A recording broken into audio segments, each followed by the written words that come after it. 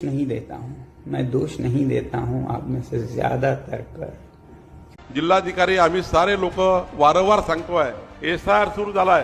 तुमच्या मतदार नोंदणीमधल्या जुन्या याद्या रद्द झाल्या आहेत, जुनी यादी रद्द झाली आहे। आता नवीन यादी तयार करण्यासाठी काम चालू आहे।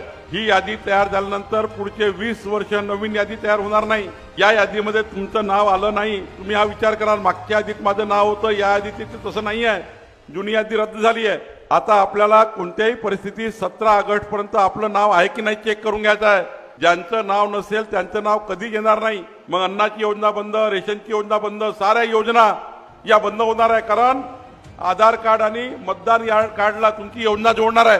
तुमचं मतदार यादीत नाव नसेल, मुलाची ऍडमिशन कशी होईल, तुमच्या मुलाबाळांना कसं बेसाबेल त्या ठिकाणी योजना मिळेल। तुम्हाला अन्नाची योजना बंद, तुमची महिला बालकल्याण योजना बंद, तुम्हाला समाज कल्याणची योजना बंद। उद्या